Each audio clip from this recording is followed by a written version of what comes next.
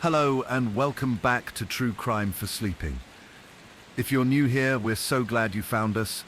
This is a space for quiet, thoughtful storytelling. Real cases told slowly and with care, ideal for drifting off or winding down. If you enjoy this format, please consider liking, subscribing, and leaving a comment letting us know where in the world you're listening from.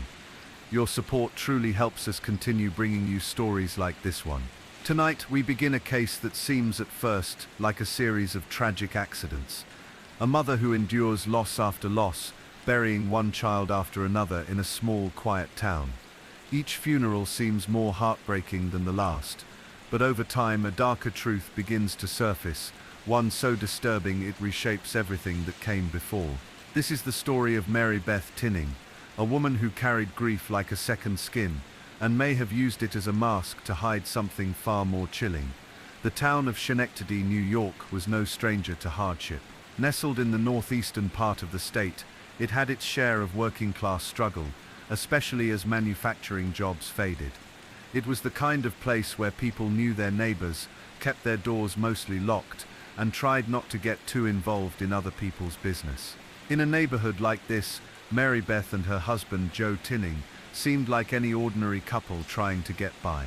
Meredith was quiet. She came from a strict household, and those who knew her growing up described her as reserved, a little awkward, not especially close to her parents. She married Joe in 1965, and like many young couples at the time, they started a family almost right away. Their first child, Barbara Ann, was born in 1967. Just 8 days later, she died. The cause was ruled natural, complications due to illness. It was devastating. Most people would have found it hard to recover from that kind of loss. But Meredith became pregnant again and gave birth to Joseph Jr. He was healthy for a while, but then in 1972, he suddenly died as well. Again, it was a mysterious illness. And then in the same year, their daughter Jennifer was born, only to die just a few weeks later. Doctors thought it might be a genetic issue. The explanations weren't clear, but the community grieved with them. By this point, friends and family began to feel uneasy, but no one wanted to say it out loud. After all, what kind of person would question a grieving mother? Meredith kept having children. Each one died. Timothy, Nathan, Mary Frances, Jonathan, each child, gone. Their deaths came at different ages, some infants, some toddlers, even one adopted son. The causes ranged from seizures to SIDS, from infections to undetermined conditions, and each time, Meredith was there, grief-stricken. She cried at the funerals. She accepted condolences. She even returned to work between pregnancies, carrying on with her life. But the pattern became impossible to ignore. 9 children, all deceased, 8 biological, 1 adopted, and all died in Meredith's care. When their last child, Tammy Lynn, was born in 1985, people whispered. Even the doctors, who had previously tried to give the benefit of the doubt, grew concerned. A nurse reportedly warned others, quietly suggesting they keep a close eye on the baby. But 3 months later, Tammy Lynn died, allegedly from crib death, yet again. This time the police stepped in. An autopsy was performed on Tammy Lynn. What they found was deeply troubling. The pathologist concluded that the child had not died from natural causes. There were signs consistent with suffocation. For the first time in nearly 2 decades of child loss, Meredith was officially under suspicion. Investigators went back through the records. There had been no consistent pattern of medical issues, no shared genetic condition, no environmental toxin, just child after child dying, almost always when Meredith was alone with them. She was arrested and charged with second-degree murder for the death of Tammy Lynn. At first, Meredith denied everything. She insisted she was simply unlucky, that her family had been cursed. She wept in interviews. She appeared quiet and confused. But under pressure during interrogation, she eventually made a statement, one that she would later try to retract. She admitted softly that she had done bad things. She said she didn't want her children to suffer. She said she had been overwhelmed. In the statement, she hinted at suffocating more than one child. She didn't explain fully why. She couldn't or wouldn't say what drove her to do it. But the implication was enough. The trial focused solely on the death of Tammy Lynn. The other cases, while tragic, had not been formally ruled homicides at the time. Prosecutors used the history of deaths to establish a pattern, a likelihood, a motive even if not a traditional one. They painted a picture of a woman who had become addicted to the sympathy and attention that followed each tragedy. Not in a cartoonishly evil way, but in a deeply disturbed, psychologically complex one. Some experts believed she suffered from a form of Munchausen syndrome by proxy, a condition where caregivers induce or fabricate illness in someone under their care in order to gain sympathy or attention. It's rare, but when it appears, it can be devastating. The defense argued that the confession had been coerced, that Meredith was a grieving, mentally unstable woman caught in a nightmare, that the evidence was circumstantial, that SIDS and childhood illness were not well understood, that she had simply been a mother living through every parent's worst fear again and again. But the jury didn't see it that way. Meredith Tinning was found guilty of second-degree murder in the death of Tammy Lynn. In 1987, she was sentenced to 20 years to life in prison. Even after her conviction, many questions remained. Did she really kill all 9 children? Why wasn't she stopped earlier? Why didn't the doctors dig deeper? Or the family speak up? Was she consciously evil, or was she suffering from an undiagnosed psychological disorder that went unchecked for decades? In the years that followed, Meredith applied for parole multiple times and was denied each time. Each hearing brought fresh pain to those who had come to believe she was guilty, and with each denial, the system seemed to reaffirm that what had happened wasn't just tragedy, it was something far worse. But in 2018, after more than 3 decades in prison, Meredith was granted parole. At the age of 75, she was released, quietly, into a world that barely remembered her name. She returned to her small town under supervision. The public response was mixed. Some believed she had served her time. Others felt justice had not been fully served. And the children, those 9 innocent lives, remained the quiet center of the story. No monuments were raised. No books were written in their names. But in the stillness of this story, in the space between suspicion and sorrow, their memories linger. Small faces never allowed to grow. Names known only to a few. The victims of a horror that wore the face of a mother. And for those who knew her, the most haunting part was that Meredith never seemed monstrous. She was mild, polite, ordinary. She looked like someone who would bring a casserole to a grieving neighbor. And maybe she did. What remains is the ache of a question we can never fully answer. How could this happen? And how did it go unnoticed for so long? When Meredith Tinning was taken into custody in 1986, the town of Schenectady seemed to exhale for the first time in years. No one had wanted to say it out loud. Not the neighbors, not the nurses, not even the family members. But the truth had become impossible to ignore. Something had always felt wrong.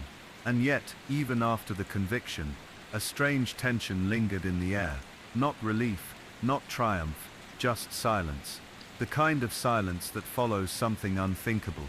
For nearly 2 decades, Meredith had lived alongside the community. She went shopping like everyone else.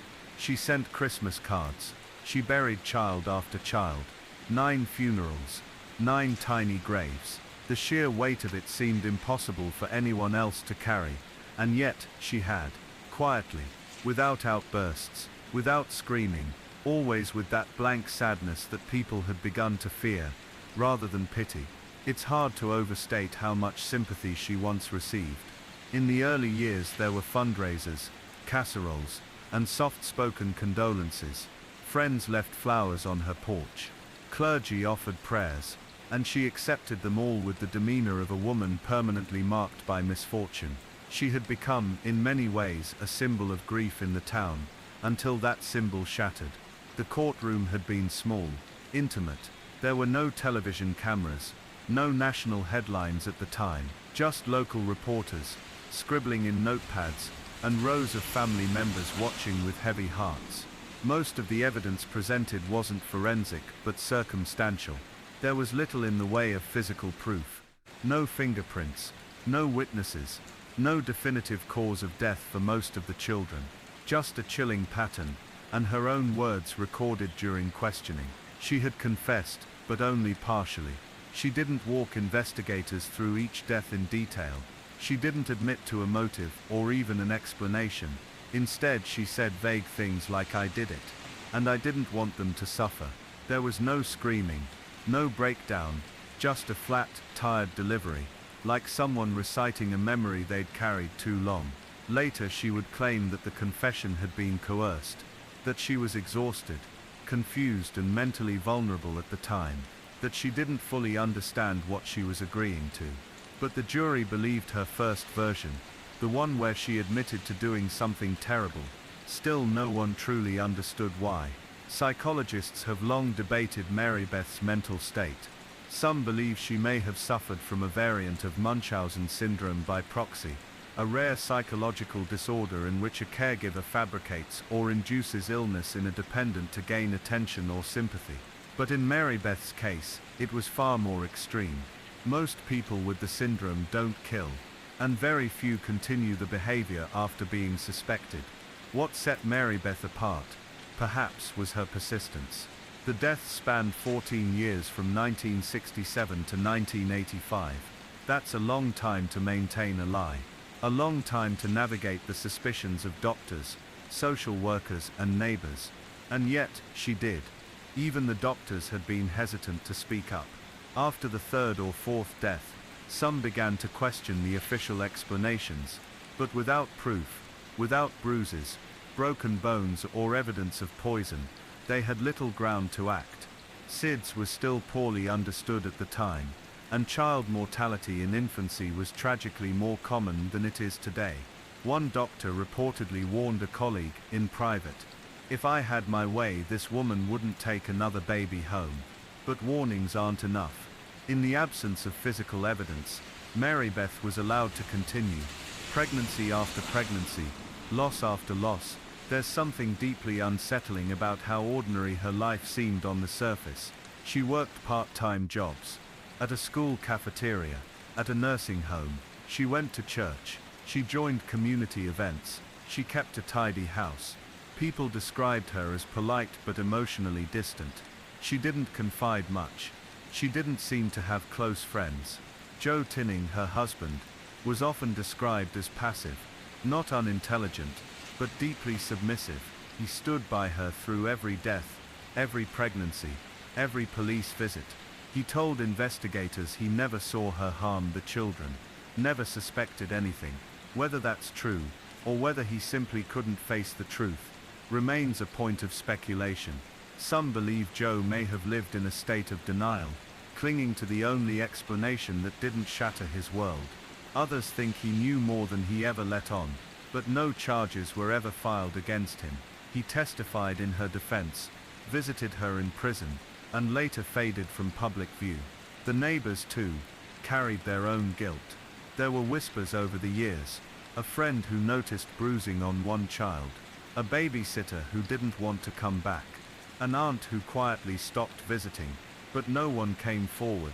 They told themselves it was none of their business. That grief looked different on everyone. That maybe, just maybe, the world really was that cruel to one woman. Looking back, it's easy to wonder what might have changed if someone had spoken sooner. Some of the children's deaths were eerily similar. Several occurred shortly after hospital visits, or immediately after Meredith returned from errands. Often she was the only one home. The symptoms varied: seizures, breathing issues, sudden collapses. But there was no consistent diagnosis, no genetic markers, just a trail of unanswered questions and growing fear. When Tammy Lynn died, the final child, something finally snapped. The doctors had tried to believe her. The community had tried to support her. But it was too much. No one should lose 9 children. It wasn't just improbable. It was statistically impossible. And this time, the autopsy offered just enough clarity. Signs of suffocation, with no underlying condition. That was when the investigation truly began in earnest. Police pored over records. Old autopsy reports were re-examined. Family members were interviewed.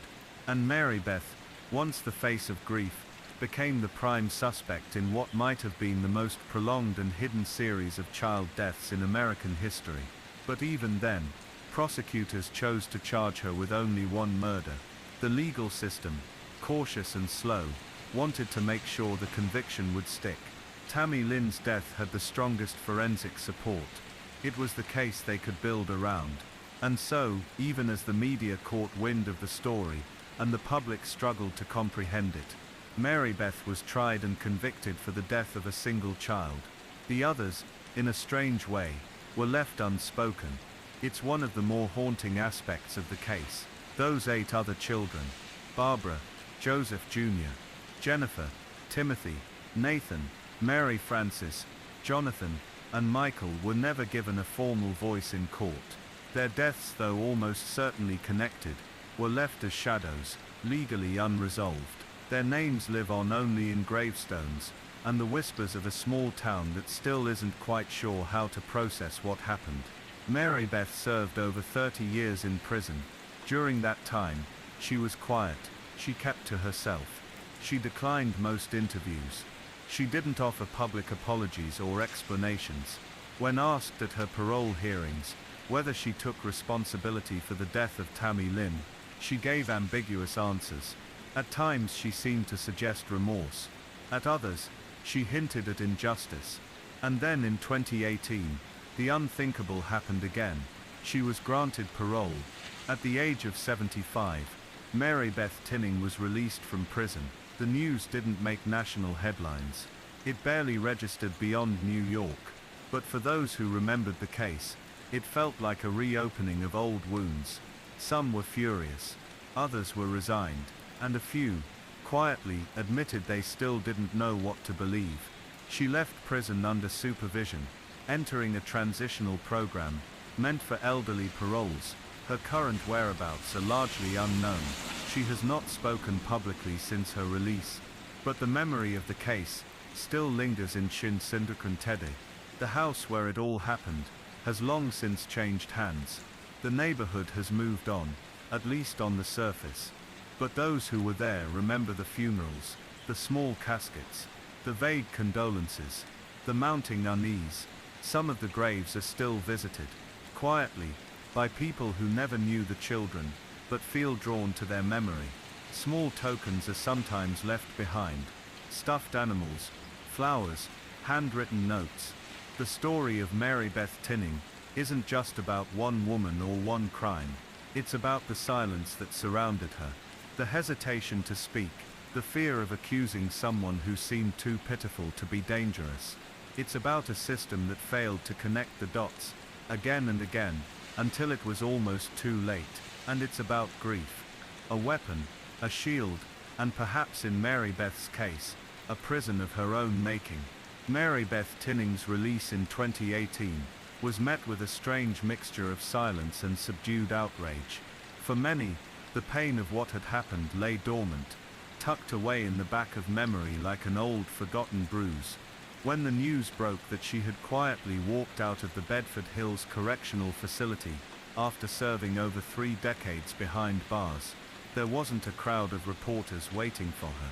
No protests, no vigils, just the grey hush of a community that had long since given up trying to make sense of it all. Some former neighbors admitted they had nearly forgotten she was still alive. Others had moved away, their memories blurred by time. But for the few who had followed the case from the beginning, who had known the Tinning family, attended one of the 9 funerals, or watched from behind curtains as the hearse rolled past again and again, it was a bitter moment. There were no public statements from Mary Beth, no apologies, no explanations. She had been 75 years old at the time of her release, a white-haired, quiet woman with little left in the way of family. Joe, her husband, had remained loyal through her trial and conviction, but their later years together are shrouded in mystery. He passed away before she left prison. Whether he ever truly knew or chose to believe what had happened to his children, only he could say. The authorities made clear that Mary Beth would be monitored under strict parole conditions for the rest of her life. She was not allowed to leave the state of New York without permission. She would be subject to regular check-ins. But in the eyes of the law, she had served her sentence. For the public though, the case remained as murky as ever. There was never a definitive answer to the question that had loomed over the case from the beginning. Why would a mother take the lives of her own children, not once, but repeatedly, over the course of nearly 2 decades? Psychiatrists who reviewed the case offered differing theories. One of the most common was that Meredith suffered from Munchausen syndrome by proxy, a rare psychological disorder where a caregiver, usually a parent, harms a child to draw attention, sympathy, or care from others. But even that diagnosis didn't quite fit. Munchausen by proxy typically involves long hospital stays, exaggerated symptoms, and a pattern of seeking attention through the child's illness rather than death. Meredith's case, chillingly, involved the deaths themselves, sudden, final, and without consistent explanation. If she had been driven by a need for sympathy, it was a particularly destructive one. Over time, the community's concern had shifted to wariness, and then to quiet suspicion. As the number of deaths climbed, even those closest to her began to wonder what was really happening behind the walls of the Tinning home. But Meredith never admitted to anything more than the single death for which she was convicted, her 9th child, Tammy Lynn. And even that confession was muddled. She would later walk it back, claiming coercion, exhaustion, and confusion. Her answers in parole hearings were vague, sometimes contradictory, and offered little closure to those still haunted by the case. There was no smoking gun, no moment of rage caught on camera, no tearful confession or diary filled with motives, just a slow, steady pattern of tragedy that defied coincidence. In the years following her release, a few journalists attempted to track her down, hoping for insight, but she remained largely invisible. No interviews, no photos, no social media. Her name surfaced occasionally, in crime forums or true crime books, often as a case study in missed warning signs. But she herself seemed to vanish, as if slipping quietly into the shadowy corners of collective memory. The graves of her children, however, did not vanish. In Vale Cemetery, where many of the Tinning children are buried, the headstones remain small weathered markers spaced across the soft green grass. Some are decorated occasionally by unknown visitors, a faded bouquet, a small teddy bear, a pinwheel that spins in the breeze. There's a heartbreaking symmetry to their dates, lined up like dominoes across time. Barbara Joseph Jr., Jennifer, Timothy, Nathan, Mary Frances, Jonathan, Michael, and Tammy Lynn, one after the other. One life extinguished, then another. Some of the children lived only a few months, others survived for a couple of years. None of them made it past early childhood. There was no single moment that marked the beginning of the end, just a creeping pattern that few were willing to name until it was too late. In many ways, the Tinning case became a study in the failures of oversight, of medicine, of law enforcement, and of human instinct. There were doctors who suspected something but said nothing, family members who felt uneasy but stayed silent, neighbors who kept their distance rather than ask questions. And each time a child died, the pain was folded neatly into a narrative of grief, bad luck, misfortune, God's will. It wasn't until that last death, when Tammy Lynn's autopsy showed signs of smothering, that the house of cards finally collapsed. And even then, it was only a partial reckoning. Only one child's death was prosecuted. The other 8, equally suspicious, equally heartbreaking, remained technically unsolved. Some of the original medical files had been lost. Some autopsies had never been performed at all. In the 1970s and 1980s, the forensic tools we now take for granted were simply unavailable. And perhaps most crucially, the idea that a mother, especially one who had already buried so many children, could be capable of murder, was almost too disturbing for people to fully consider. The human mind resists that kind of truth. It scrambles for a softer answer. Maybe the kids had a genetic disorder. Maybe it was SIDS. Maybe it was a tragic coincidence. Anything but the notion that the person who brought them into the world had also taken them out of it. But by 1986, there were too many deaths, too few explanations, and a confession that could not be ignored. Meredith was arrested, charged and convicted, bringing a measure of legal closure to a story that still feels incomplete. What remains today is not justice in the traditional sense. The gaps in the case are too wide, the unanswered questions too many, and Meredith's refusal to offer any meaningful insight only deepens the sense of loss. Some believe she was mentally ill, operating in a state of psychological disconnection from reality. Others see her as cold, calculating, and aware of what she was doing, but without her voice, we are left only with fragments, clues, patterns, silences, and perhaps that's what makes the story so haunting. Not just the deaths, but the lack of resolution, the sense that something happened here, something vast, tragic and terrible, and no one will ever truly understand it. The town of Schenectady, where all of this unfolded, has changed over the years. The neighborhoods have shifted. The Tinning home has long since been sold. New families have moved in. Time has done its work, softening the edges of memory, but those who were there, who lived through the slow unfolding of the Tinning saga, will never forget the quiet fear that settled over the community, like a fog. And in quiet moments, some still wonder how many chances were missed, how many warning signs were overlooked, and whether it could ever happen again, because the truth is, it wasn't just one woman who failed those children.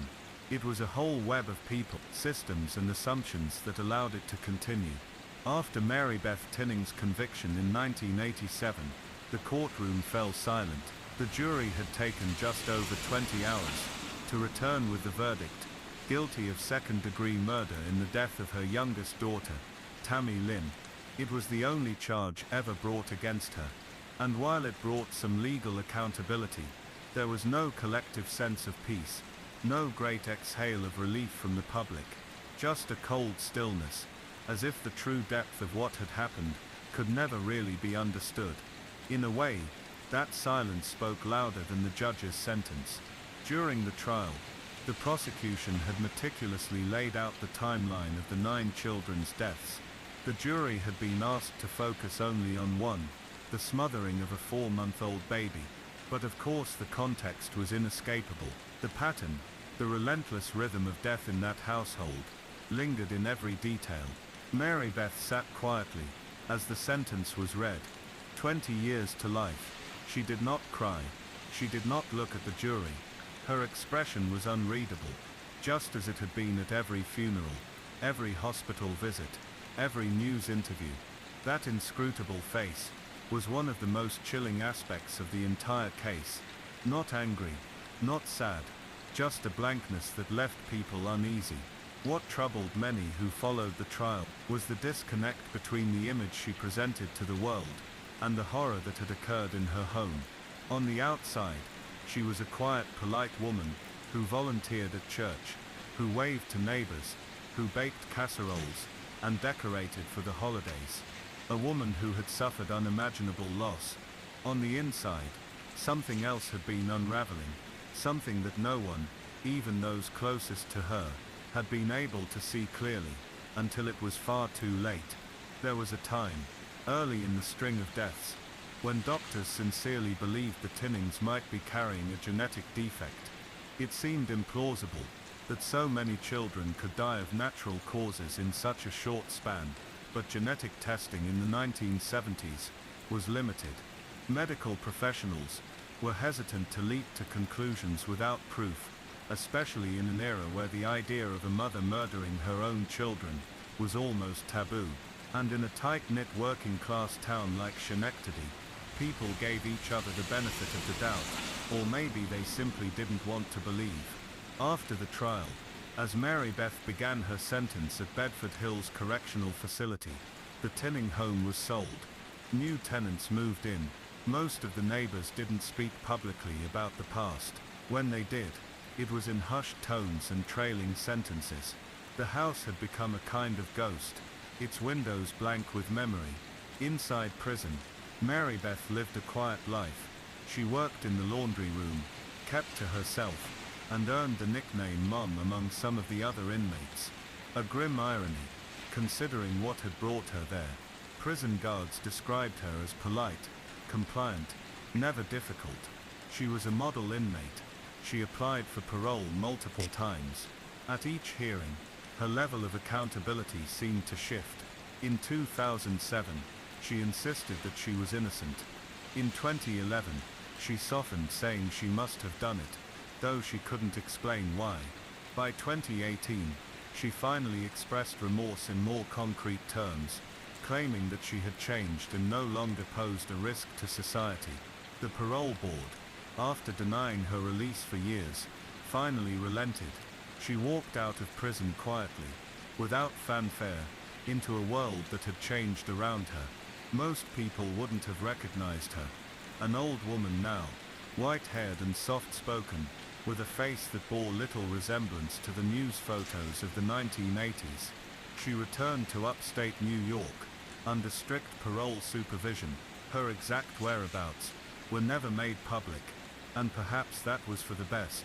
There was no mob waiting for her, no media circus, just the lingering question: how does someone live after that? How does someone come back from being the subject of one of the most disturbing cases in American criminal history? For many, the mystery of Meredith Tinning was not just the how, but the why. What compels someone to take life repeatedly, deliberately, in the sanctity of their own home? And not just any lives, but the lives of their children. Psychologists who studied the case struggled to settle on a single explanation.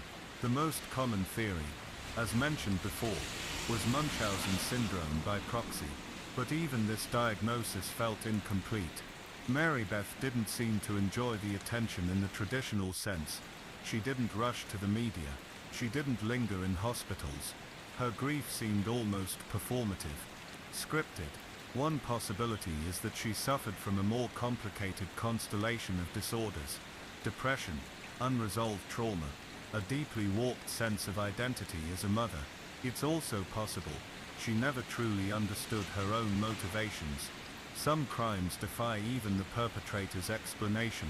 What remains undeniable is the impact. 9 children, 9 funerals, countless lives touched by sorrow and confusion. In Schenectady, some families never recovered. Siblings, cousins, neighbors, they carried the weight of what happened for decades. The sense of betrayal was profound. Some former classmates of the Tinning children described the eerie quiet that followed each death, how people stopped asking questions, how grief turned into distance. For a long time, it felt easier not to talk about it. But the silence was its own kind of wound. Years later, a retired nurse who had treated one of the Tinning babies in the hospital admitted to always having doubts. Something felt off, she said in an interview. But what do you do? At the time, there were no protocols. No one wanted to believe the worst. It's a refrain that echoes through many cases like this. No one wanted to believe. And maybe that's the most unsettling part of the story, because Meredith Tinning did not commit these crimes in a vacuum. She was part of a community, supported by institutions, surrounded by professionals, and somehow, time and time again, she slipped through the cracks. If there's a legacy to her case, it might be the changes it forced in the medical and legal fields. After the trial, hospitals across the country began reviewing unexplained child deaths more carefully.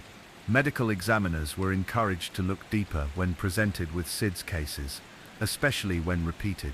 Pediatricians were trained to recognize signs of abuse disguised as tragedy. Child Protective Services, too, began developing better tools to investigate suspicious patterns. In a way, the Tinning case became a turning point, quiet but powerful, and still the story resists closure. Even now, decades later, we're left with the same chilling image: a mother standing at the graves of her children, her face a mask, no tears, no answers. Just that stillness. Some crimes reveal themselves in their complexity.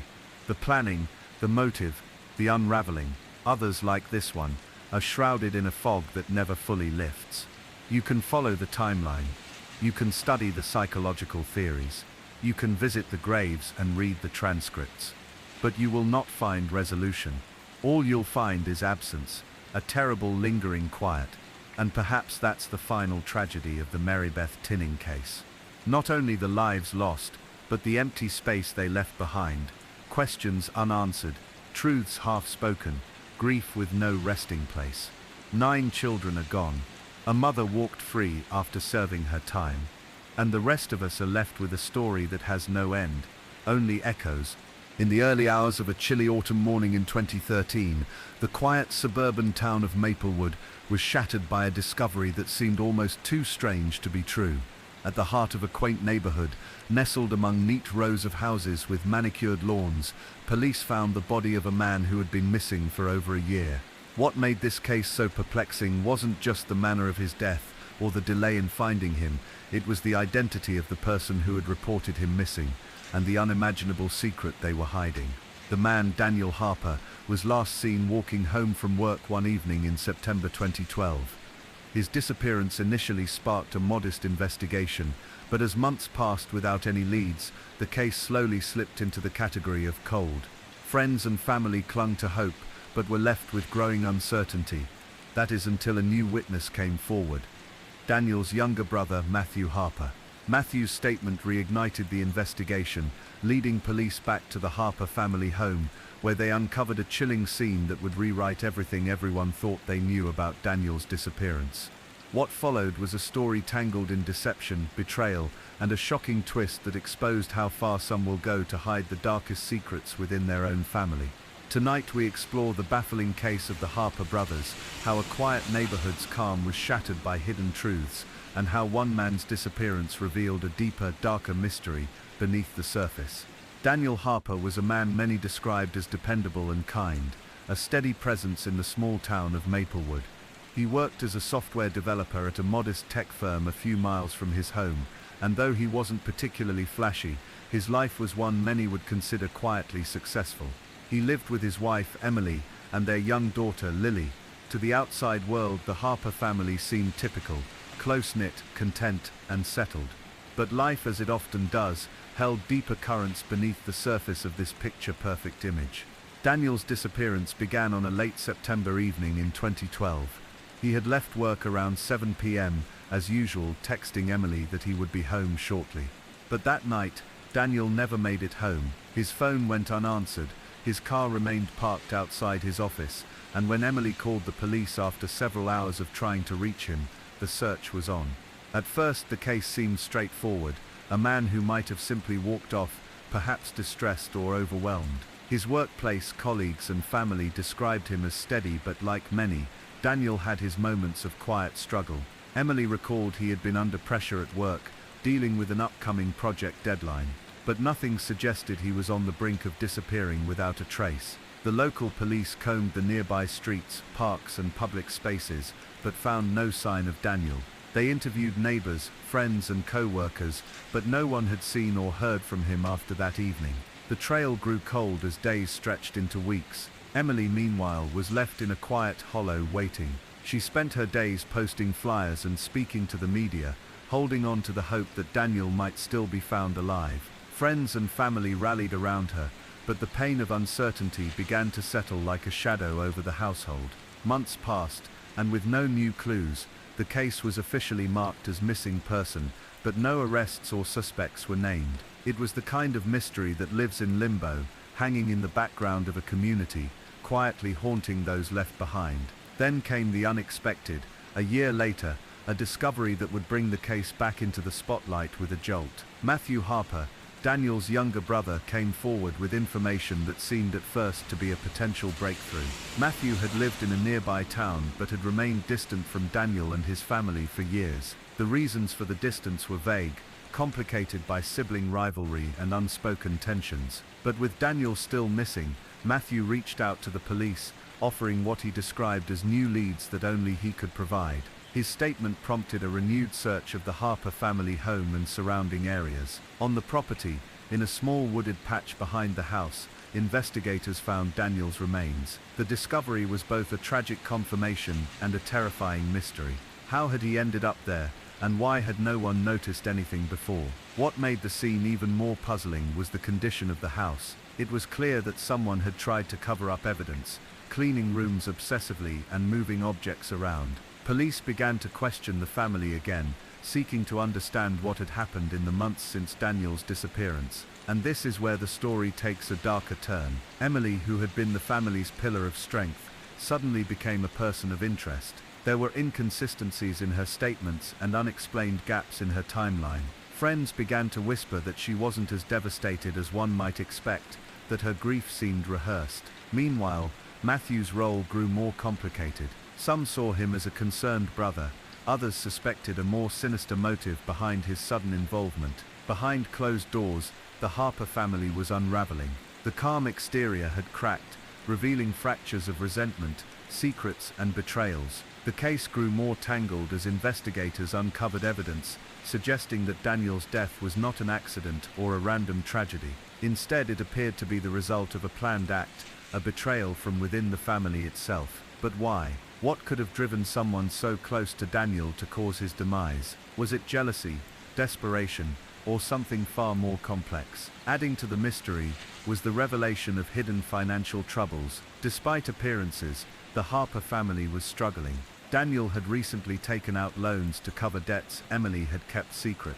The money was disappearing without explanation. Was this a motive for murder, or just another layer of confusion? Detectives pieced together the timeline of Daniel's final days, but contradictions and gaps remained. Witnesses who had once spoken freely became silent or evasive. The small community, once united in hope, now found itself divided by suspicion. The chilling aspect was how normal everything had seemed. The smiling family photos, the polite neighborhood greetings, the routine of daily life, all masks that hid the turmoil underneath. As the investigation deepened, the truth began to emerge slowly, like a faint outline in the fog. It became clear that the Harper family's tragedy was more than a disappearance. It was a story of hidden pain, fractured relationships, and the lengths people go to protect their own secrets. The slow unraveling of this case reveals not just the facts of what happened to Daniel, but the human complexities behind it. Each piece of evidence tells a story of love and loss, trust and betrayal, and forces us to ask difficult questions about the shadows that live within families, and the mysteries that sometimes remain forever just out of reach. As the investigation deepened into the Harper family's tangled web, the quiet town of Maplewood found itself grappling with questions it had never expected to face. The image of Daniel Harper, once the picture of steady reliability, was now clouded by doubt and uncertainty. What had really been going on behind the closed doors of the Harper household? Detectives began to re-examine every detail from the months leading up to Daniel's disappearance. They sought to reconstruct his daily life, looking for clues hidden in the routine. A text message, a bank statement, a fleeting conversation. Emily's demeanor, which at first seemed composed, now appeared guarded and tense. Interviews with neighbors revealed conflicting stories. Some described heated arguments between Daniel and Emily in the weeks before he vanished, while others swore the couple seemed perfectly happy. The dissonance puzzled investigators. One particularly telling conversation emerged from Emily's co-workers. They noted that Emily had frequently taken time off work with vague excuses, sometimes appearing withdrawn and preoccupied. There were whispers of a growing rift in the marriage, fueled by stress and financial strain, but Emily denied any serious problems, insisting that she and Daniel were simply going through a tough patch. Meanwhile, Matthew Harper's involvement grew more complex. His initial tip that led to the discovery of Daniel's body earned him some sympathy, but as detectives delved deeper, they found inconsistencies in his account. He had claimed to have been out of town the night Daniel disappeared, yet phone records showed he had made calls near the Harper residence. When pressed, Matthew offered shifting explanations that did little to clarify his whereabouts or intentions. These contradictions fueled a subtle but growing suspicion that Matthew's sudden cooperation might have a darker edge, perhaps a way to steer the investigation or cover his own tracks. It was clear that the family dynamic was far more fractured than anyone had realized. Financial records painted an equally troubling picture. Daniel had indeed taken out multiple loans under Emily's name, loans she had not disclosed to him. The money had vanished into accounts linked to Matthew, raising questions about a potential scheme to siphon funds. Had money troubles escalated to violence? The detectives considered all possibilities. Was this a case of financial betrayal that turned deadly? Or was there a deeper psychological fracture within the family? A web of lies and secrets that finally unraveled in tragedy. Amidst these questions, the community watched anxiously. The Harpers, once emblematic of small-town wholesomeness, were now the center of a mystery that unsettled everyone. Rumors circulated in hushed tones, neighbors speculated, and the local news followed every development with somber intensity.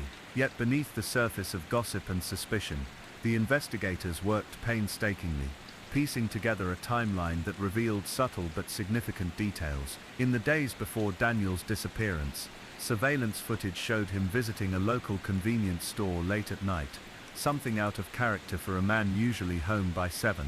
He appeared distracted, anxious. Witnesses reported seeing him in deep conversation with a stranger outside the store, a man no one in town recognized. What had they discussed? Was this stranger connected to the case? Detectives tried to trace this mysterious figure, but found no clear leads. The man's face was blurry, his identity elusive. It was as if he had vanished into the shadows just as Daniel did.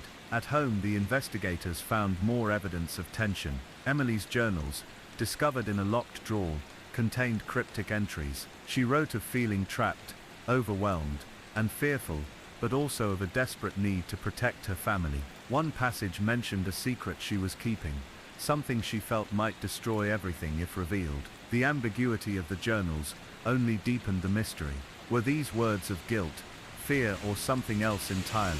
More troubling was the discovery of deleted text messages on Daniel's phone. After extensive forensic work, technicians retrieved fragments of conversations between Daniel and an unknown contact, marked by urgency and worry. The messages hinted at blackmail, threats, and a plan to expose a hidden truth. What was Daniel trying to reveal, and who was trying to stop him? The investigation's mood shifted from searching for a missing person to untangling a complex web of secrets. The Harper family was no longer just victims, they were enmeshed in a story of deception and betrayal. Emily, under increasing scrutiny, finally admitted to knowing about Daniel's secret conversations. She confessed she had feared what might happen if certain things came to light, but she insisted she never intended harm. She spoke of her love for Daniel, even amid their troubles, and begged for understanding. Matthew, confronted with his financial dealings, remained tight-lipped, refusing to explain the transfers or the loans. His silence only added to the air of suspicion. With every answer, new questions arose. The case seemed to spiral further into shadows, the truth flickering just out of reach. In the midst of this, Lily, Daniel, and Emily's young daughter, was left to navigate a world turned upside down. Relatives took turns caring for her, shielding her from the media storm. Her innocent eyes, once bright and carefree, now held a quiet sadness. For those who knew the Harpers, the family's tragedy was a painful reminder that beneath ordinary lives often lie hidden storms. The quiet streets of Maplewood, once a place of comfort, had become a backdrop for a haunting story of loss and betrayal.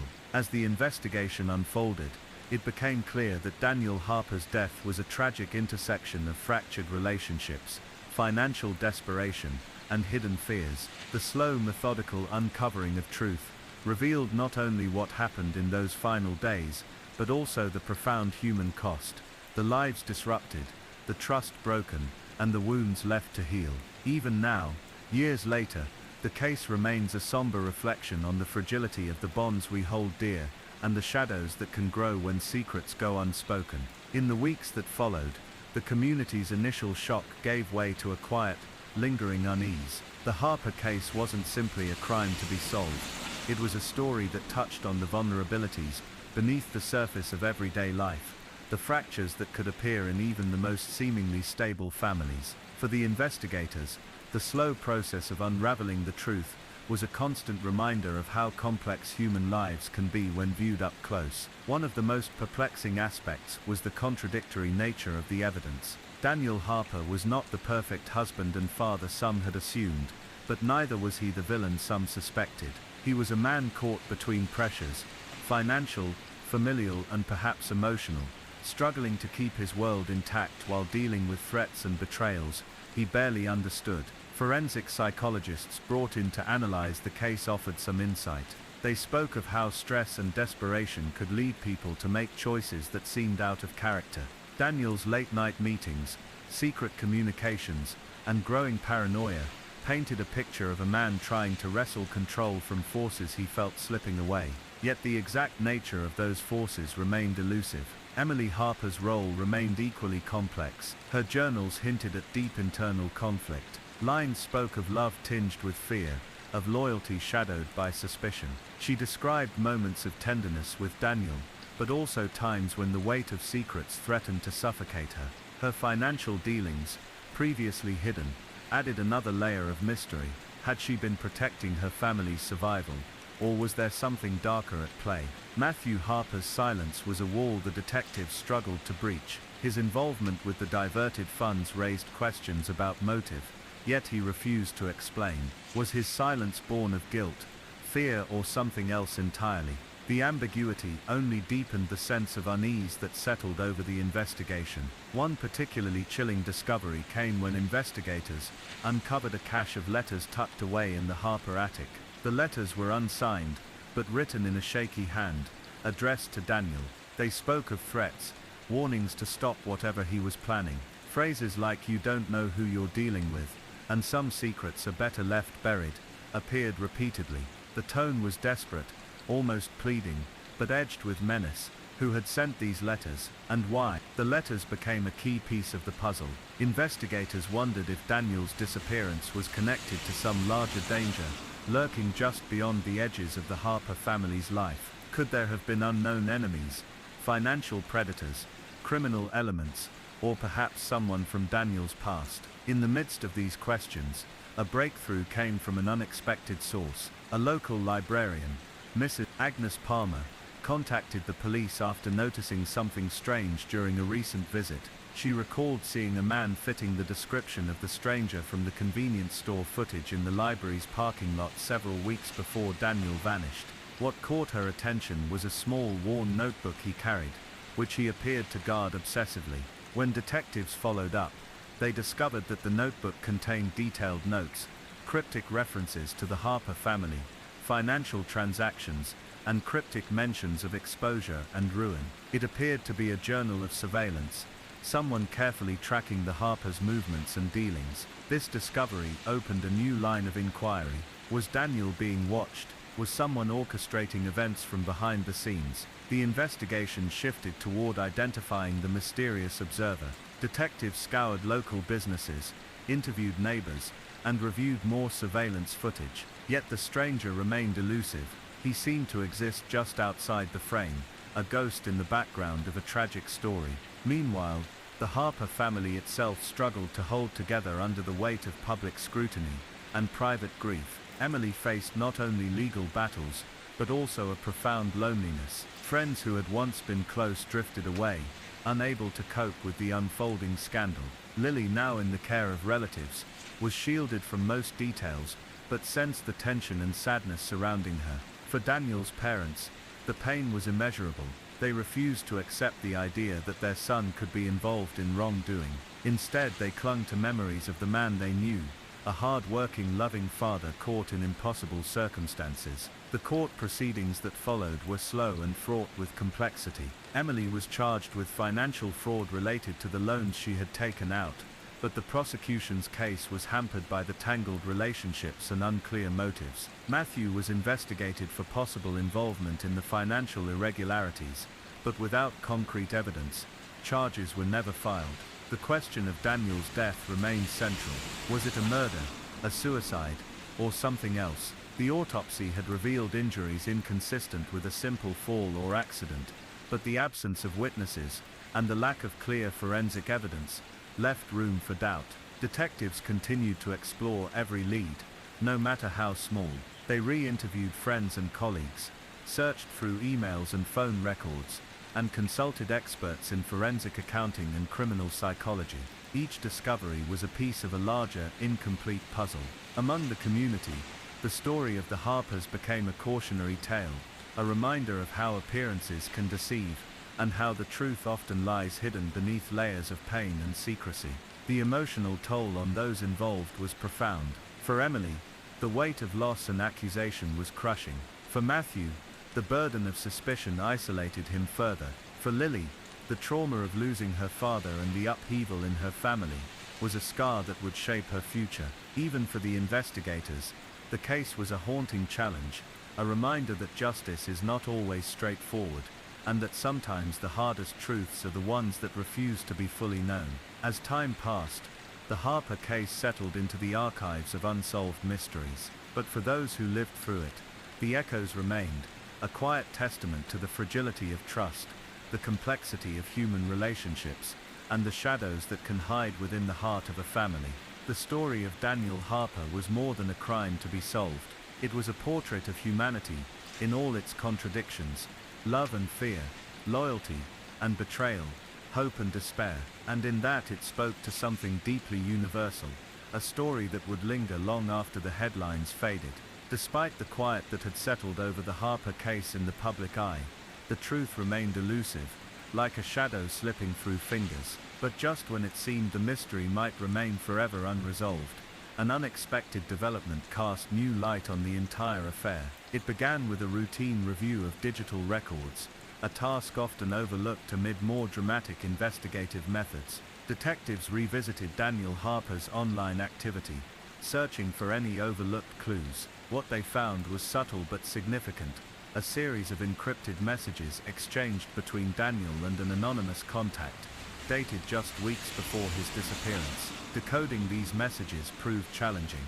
They were written in code, simple enough that Daniel's contact could understand, but designed to keep prying eyes at bay. As the messages were gradually deciphered, a picture began to emerge, one of increasing desperation, warnings and hints of a dangerous secret.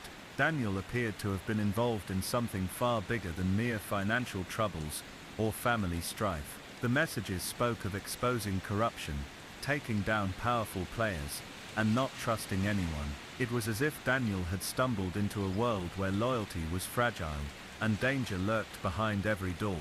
The tone of the messages grew darker over time, culminating in a chilling note from Daniel himself: "If anything happens to me, look for the truth where no one dares to see." This revelation reignited the investigation, propelling detectives to dig deeper into Daniel's associations beyond the family and local community. They discovered that he had recently been consulting with investigative journalists and whistleblowers, quietly feeding them information about a network of illicit financial dealings involving several high-profile individuals. The implications were staggering. Daniel had not only been a victim of personal and financial pressures, he had become entangled in a web of corruption and deceit that reached far beyond the boundaries of his quiet neighborhood. The investigation expanded to include federal agencies and financial crime specialists. They uncovered evidence of fraudulent schemes, bribery, and blackmail linked to Daniel's work and personal contacts. It became clear that he had been trying to gather proof, to build a case that might topple influential figures. But the deeper the inquiry went, the more dangerous it seemed. Sources close to Daniel described how he had grown increasingly paranoid, fearful of being watched or followed. His sudden disappearance, initially chalked up to a possible breakdown or flight, now took on a more sinister possibility. One of the most haunting discoveries came from a remote cabin, miles from the city, where Daniel had occasionally retreated to work in secrecy. There, investigators found a collection of files, photographs, and handwritten notes, meticulously compiled evidence of the corruption he sought to expose. Among these items was a recording, captured on a small handheld device, in which Daniel's voice trembled as he detailed threats he had received, warning him to stop his investigation. The recording ended abruptly, leaving a silence heavy with dread.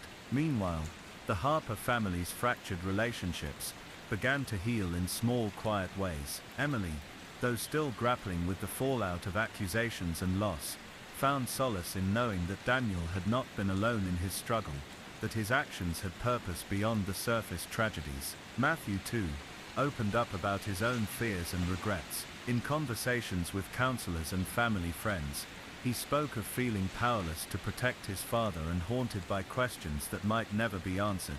Lily, now older and beginning to understand more of what had happened, sought connection in remembering her father not just as a figure of tragedy, but as a man of courage and conviction.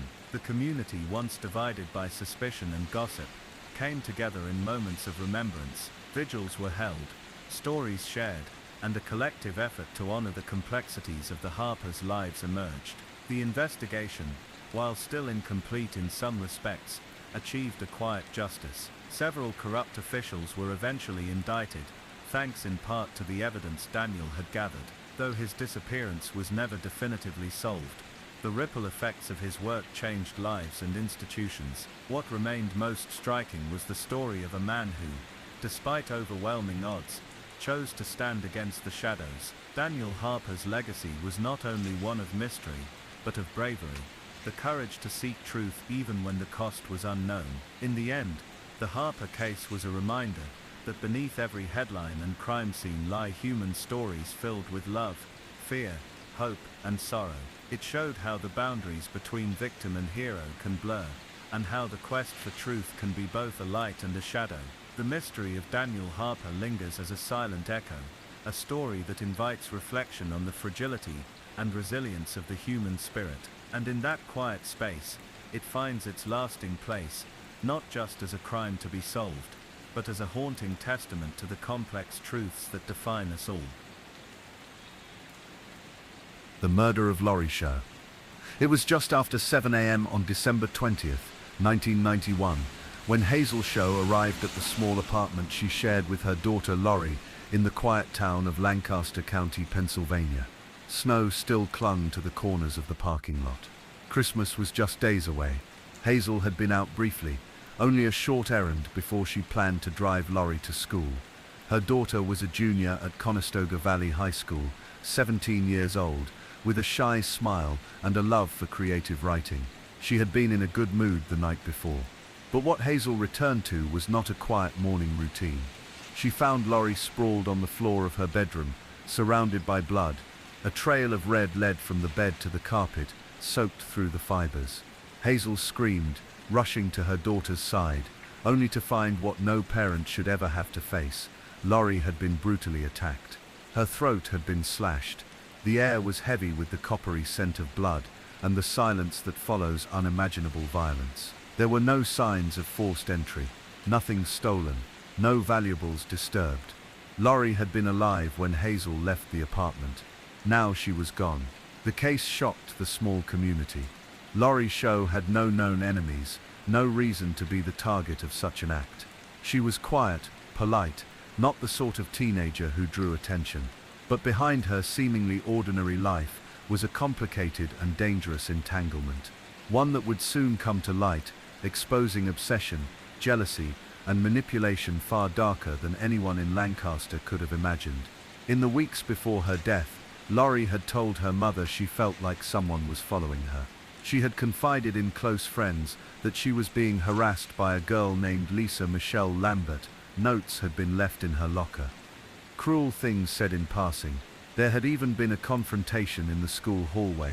Lisa Lambert was 20 years old, older than most high schoolers. She had dropped out of school and lived with her boyfriend Lawrence Butch Yunkin, who was for a time briefly involved with Luri. And that seemed to be the core of it all. A teenage relationship that, on its surface, had meant little, but in Lisa's mind, it had been enough to spark hatred.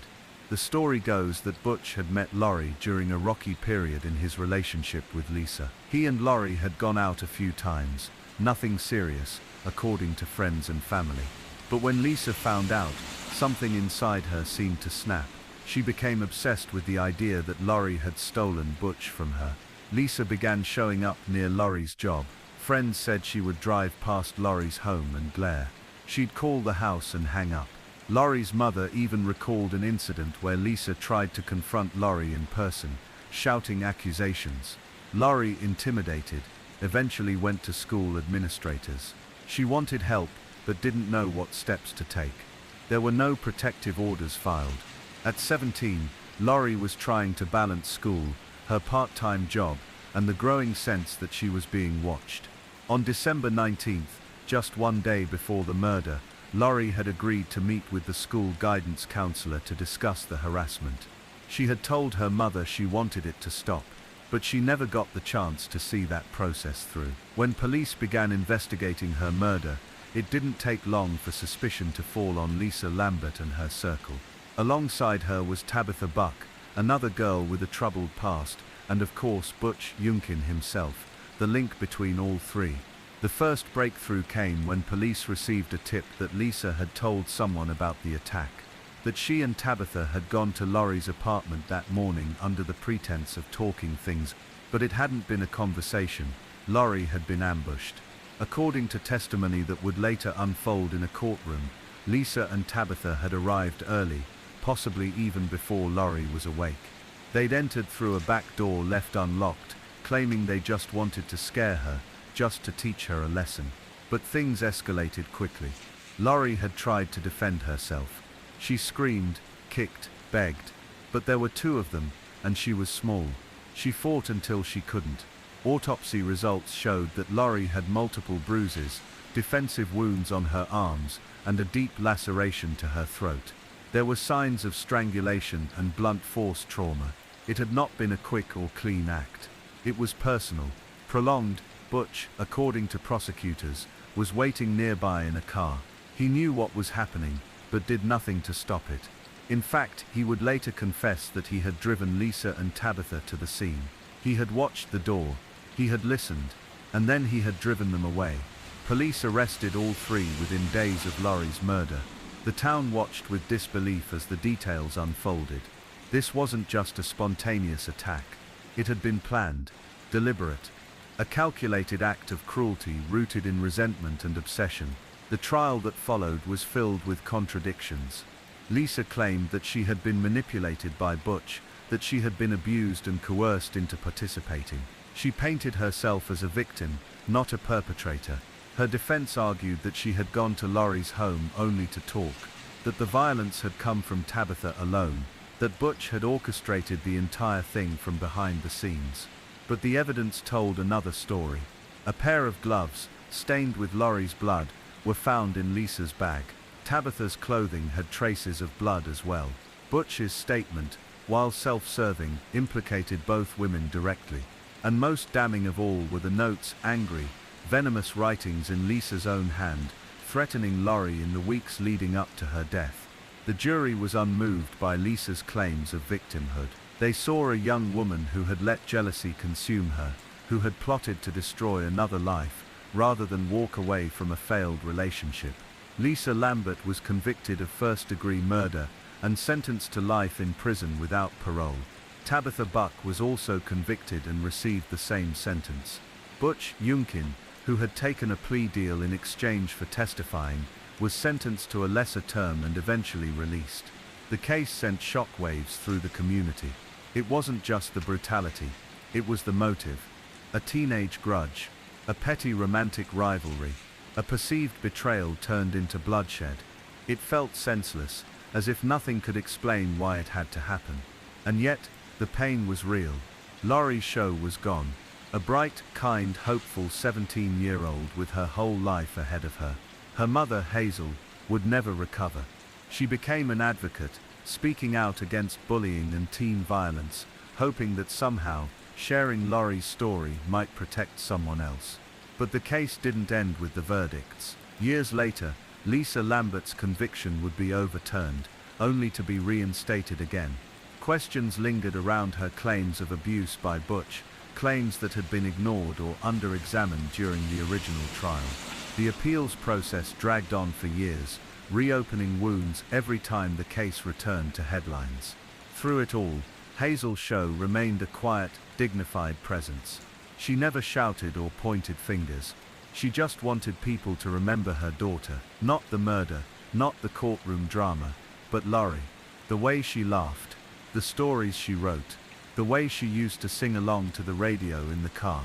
Luri had once written in her journal that she hoped to become a writer one day, that she wanted to tell stories that mattered.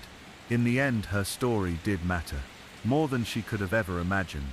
The days following Luri Show's murder were a blur of sorrow and disbelief for the Lancaster community. While her mother Hazel, struggled to navigate life in the aftermath of an unthinkable loss, detectives began the slow and methodical process of piecing together the puzzle. There were suspects, there were confessions, but still the full truth felt elusive, buried beneath layers of teenage insecurity, volatile relationships, and complicated motivations. At the heart of the investigation were three names: Lisa Michelle Lambert, Tabitha Buck, and Lawrence Butch Yunkin. To outsiders, they seemed like ordinary, if somewhat troubled, young adults. But beneath that surface, investigators would uncover a toxic triangle of obsession, power, and control. Lisa and Butch had been together for several years. Their relationship, according to police records and court testimony, was anything but stable. Lisa's friends described her as intense, quick to anger, fiercely possessive, and deeply attached to Butch, often in ways that defied logic. She followed him obsessively, forgave his indiscretions, and responded to threats with emotional outbursts. Butch, on the other hand, was manipulative in his own right. He drank heavily, was known to be controlling, and had been accused of violent outbursts, including toward Lisa. Their relationship was by many accounts toxic and codependent, creating a closed loop of fear, jealousy, and emotional dependency. Then came Lori. At just 16, Lori had briefly dated Butch during a time when he and Lisa were on a break. It wasn't serious, just a few dates, maybe a kiss or two, according to friends. Lori had since moved on, focusing on school, spending time with her mother, and working her part-time job. But for Lisa, the short-lived romance was an unforgivable betrayal. It wasn't just that Lori had dated Butch, it was that Lisa believed Lori was still interested in him, that she posed a threat to their already fraying relationship. In Lisa's eyes, Lori became a symbol of everything wrong, every insecurity, every fear of abandonment, every moment she felt unloved or out of control. It was during this time that Lisa began her campaign of intimidation. Lori reported anonymous notes left in her locker, whispering threats in the school hallway, even being followed home. Hazel, ever protective, had tried to confront Lisa herself once, warning her to leave her daughter alone. But nothing seemed to work. Lisa kept circling closer, like a predator too confident to hide its steps. Then Lisa discovered she was pregnant with Butch's child.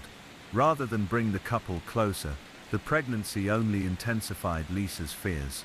She believed Lori would try to lure Butch away again, that she might raise the baby alone. These weren't grounded fears. Lori had no interest in Butch, but Lisa's view of the world was filtered through paranoia. She became convinced that Lori was the problem, and in her mind, there was only one way to solve it. Tabitha Buck was Lisa's friend, though friend might be too simple a term.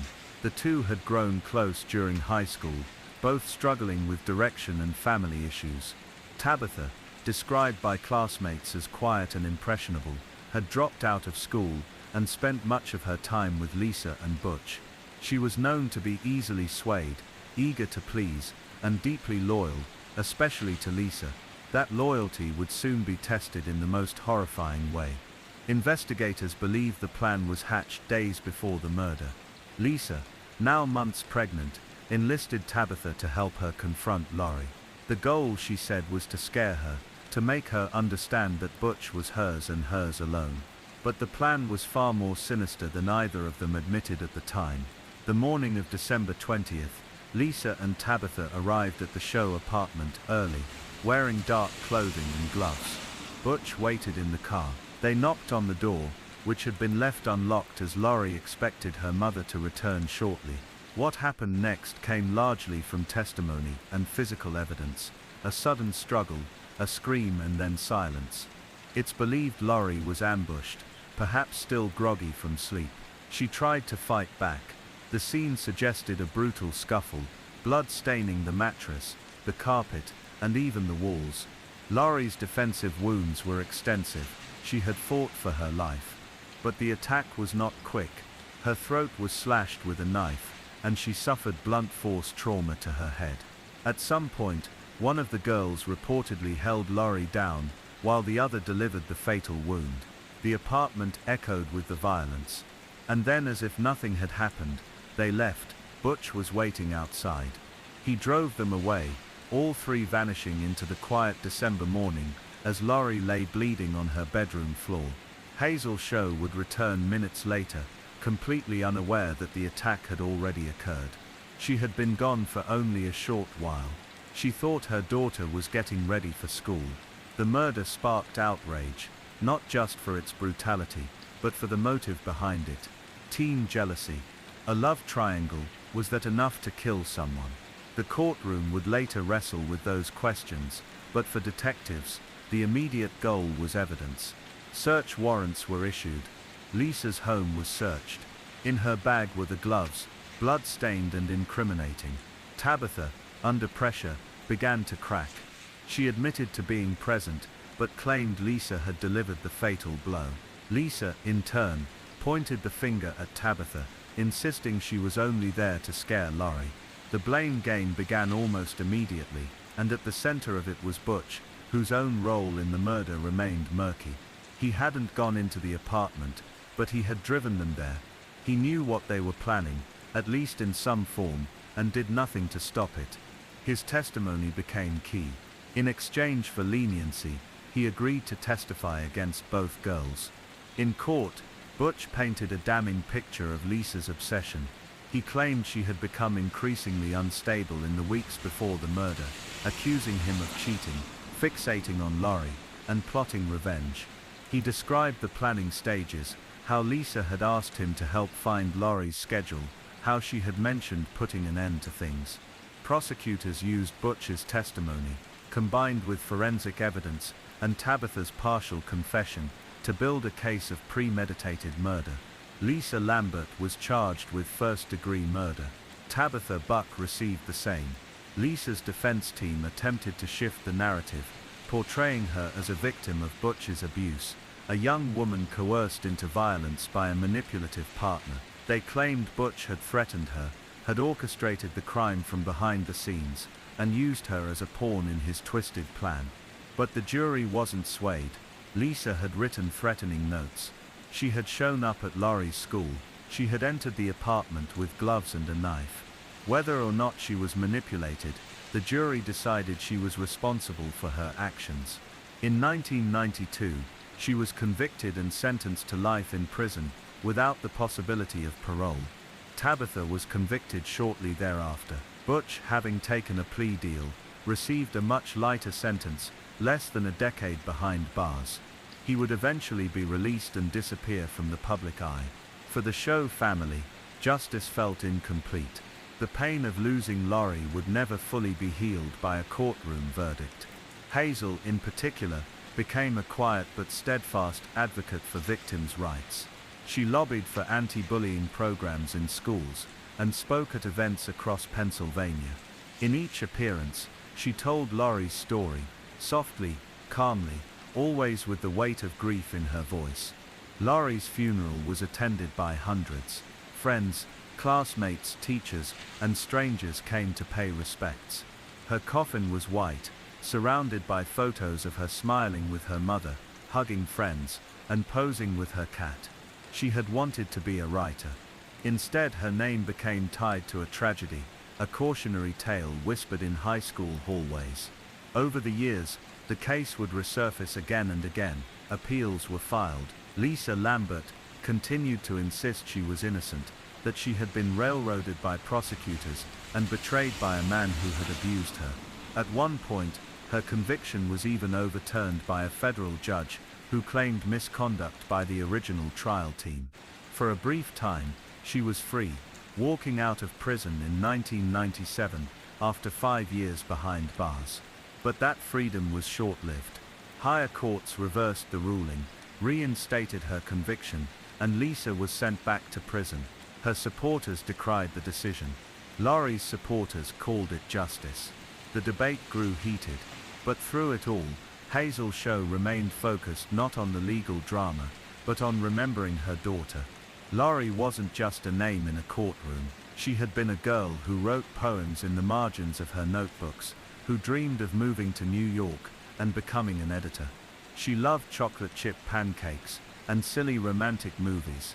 Her life was more than its ending, and that, perhaps, is what made her murder all the more haunting. It wasn't just a loss. It was a theft of potential, of joy, of a future that should have stretched decades ahead. One moment of jealous rage had shattered it all, and even now, the echoes of that December morning have never fully faded. Time has a strange way of moving after a tragedy. It doesn't flow in a straight line anymore. For Hazel Show, life became marked by two chapters: before Luri's death, and after. Every room in the apartment echoed with memories. The scent of her daughter's favorite shampoo lingered in the bathroom. Her handwriting was still on notes pinned to the refrigerator. In Luri's bedroom, untouched since the day of the murder, her bed remained made the way she'd left it, a small mountain of stuffed animals, still neatly arranged against the headboard. Hazel could barely bring herself to enter that room, and when she did, she would stand quietly by the doorway, looking at the space where Luri had taken her last breath. That bedroom, once filled with music, late-night phone calls, and dreams of the future, had become a kind of shrine. While the legal system moved forward, with its slow and deliberate weight, Hazel lived day to day in a haze of mourning. But she never turned away from the truth. She attended every hearing, listened to every word of testimony, and remained determined that Luri's story would not be lost to the headlines or forgotten as just another teenage tragedy. The public, meanwhile, was divided. On one side, many saw Lisa Michelle Lambert as a jealous and vindictive teenager who had orchestrated a violent murder over a relationship that had already ended. To them it was a cautionary tale about obsession, control, and unchecked rage.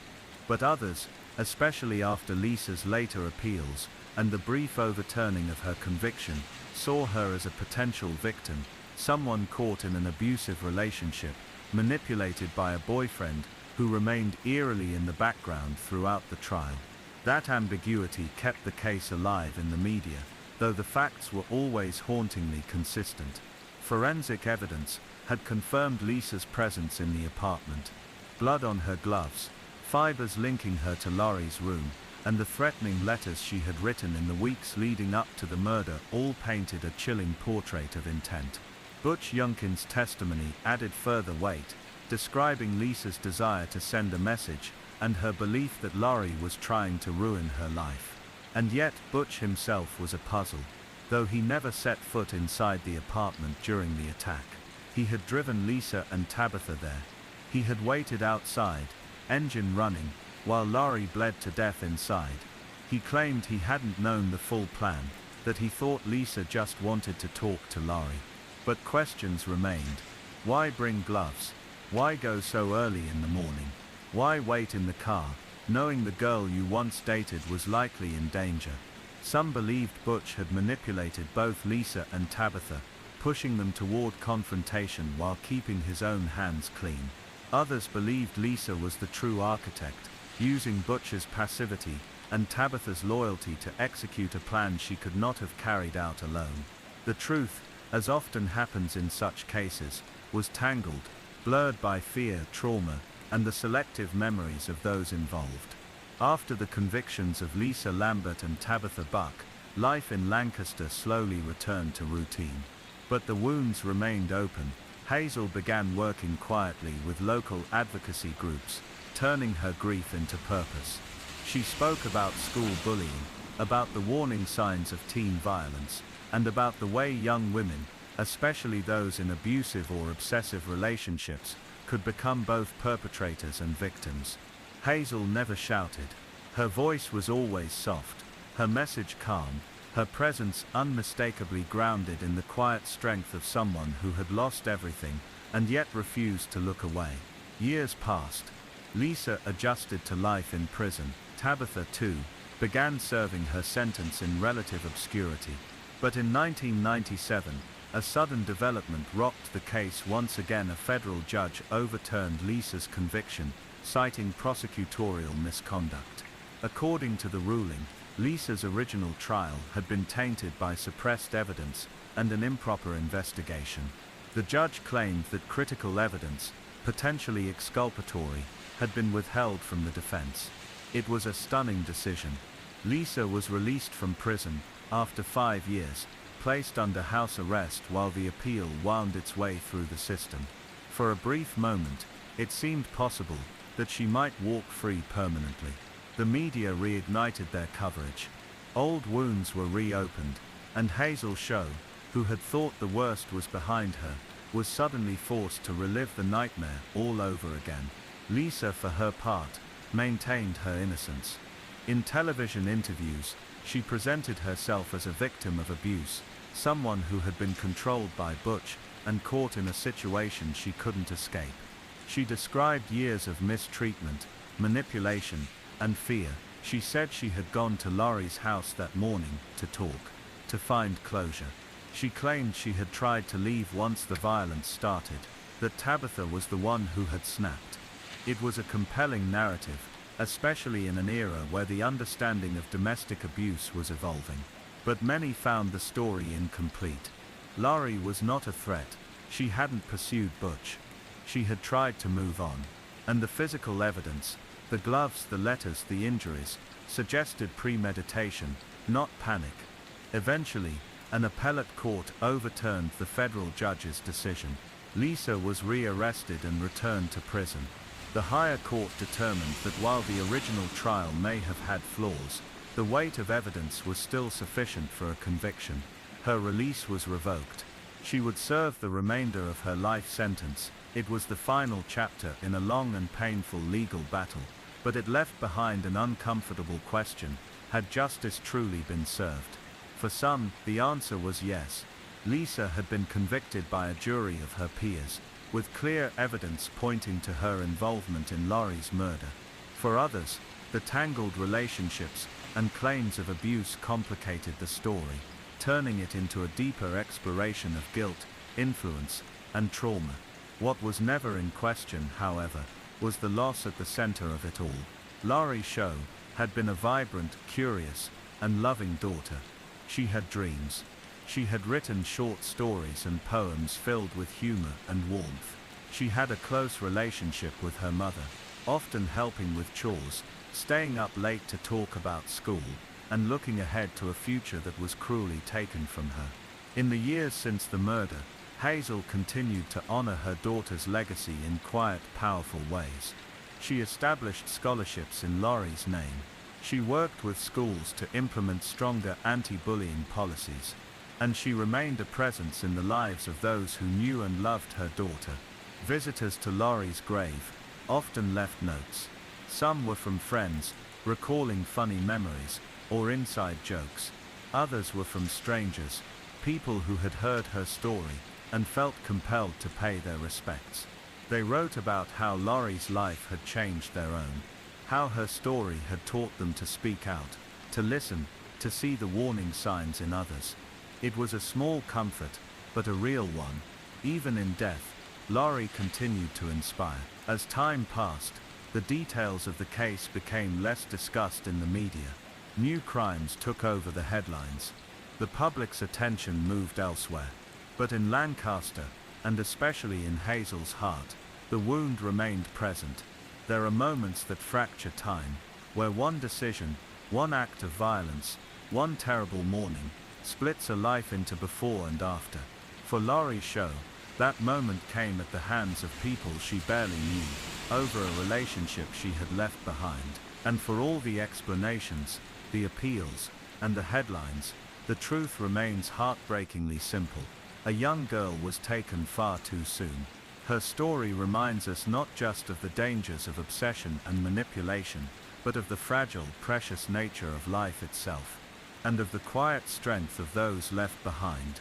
In the years that followed Lisa Michelle Lambert's re-incarceration, the story of Luri Show gradually faded from national news. The courtroom drama had ended. The appeals were exhausted. Lisa would serve life in prison, as would Tabitha Buck. But in Lancaster, and especially in the quiet corners of one mother's heart, time didn't move the same way. Hazel Show, soft-spoken and steady, continued her life in a world where her daughter no longer lived. Her grief didn't lessen, it simply reshaped itself. It became a lens through which she saw everything. Holidays passed in muted tones. Birthdays were marked by visits to the cemetery instead of cake and laughter. But Hazel never retreated from the world. She never let herself go dark. Instead, she carried Luri's light forward. She spoke at schools, urging young people to understand the weight of their choices. She worked with local groups, counseling parents who had lost children to violence.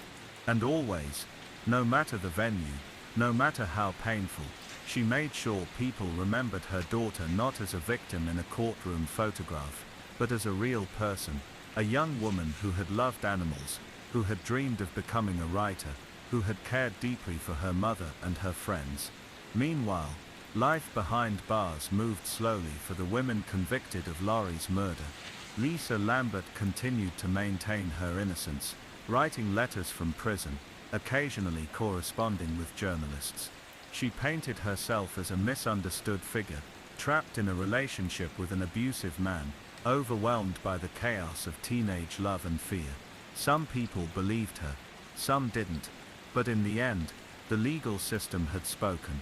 Tabitha Buck, on the other hand, kept a lower profile. She rarely spoke about the case. She didn't appeal. There were no press conferences, no TV interviews, just silence. Her sentence, like Lisa's, would last a lifetime. Butch Yunkin, the man at the center of so much of the story, lived a life largely in the shadows after the trial. He had received a lighter sentence, in exchange for testifying against Lisa and Tabitha. In the years following, he served time, was released, and struggled with drug addiction. In 2005, he died of a drug overdose. His death came with a sense of uneasy finality. With Butch gone, some believed the last person who might have held the full truth about Luri's murder had taken it to the grave. Had he pushed Lisa to confront Luri? Had he manipulated Tabitha? Or had Lisa truly been the one driving the events all along? No one would ever know for sure. The ambiguity surrounding Butch's role left lingering questions. He had been the thread connecting all three of the teenagers involved. He had dated Luri. He had moved on to Lisa. He had stayed close to Tabitha. And yet in the courtroom, he had positioned himself as little more than a bystander, a confused, passive observer. But Hazel never forgot the threats Luri had received. The phone calls, the strange notes, the fear her daughter had felt in the weeks before her death. Hazel had been there when Luri woke in the night crying, convinced someone was watching her. Hazel had reported the harassment to school officials. And Hazel had known in her bones that something terrible was building long before that final morning. For those who followed the case closely, the questions extended beyond the crime itself. They wondered how had this happened in a small, quiet town. Why hadn't the warning signs been taken more seriously? Could Luri have been protected? These were not questions with easy answers. Schools had no clear protocols at the time for escalating threats between students. There were no widespread anti-bullying programs, no social media trails to track, no digital footprints to monitor. Much of the harassment Luri endured happened over the phone, in whispered conversations at school, or in the scribbled notes passed in the hallways.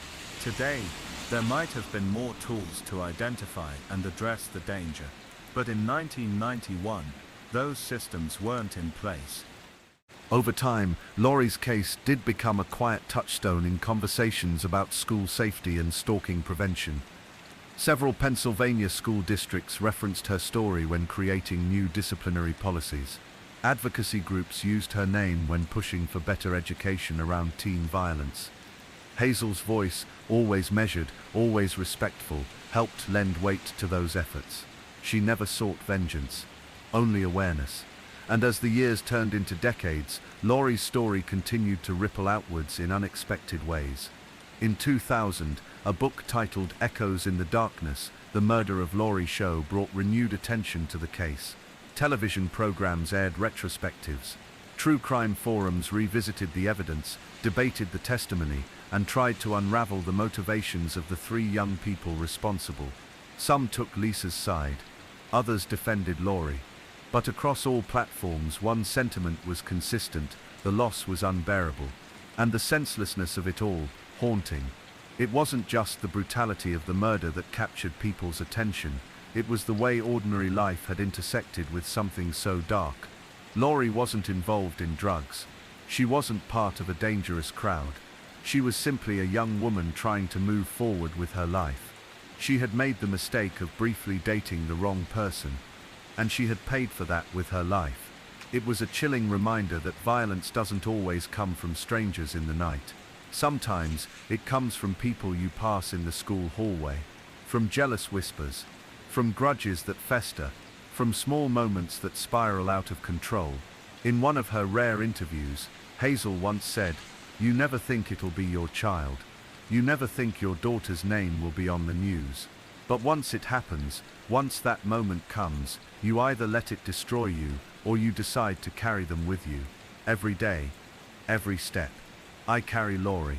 And she did. Hazel continued living in Lancaster, quietly supporting other families, maintaining the memorial scholarship in Luri's name, and visiting her daughter's grave each year on her birthday. She never remarried. Her life remained centered around the love she had for Luri, and the hope that no other mother would have to endure what she had. In many ways, Hazel Show became the quiet moral center of the story, a woman who embodied dignity in the face of unimaginable pain. Luri's grave, nestled in a quiet cemetery not far from her former school, remains a place of reflection. People still visit.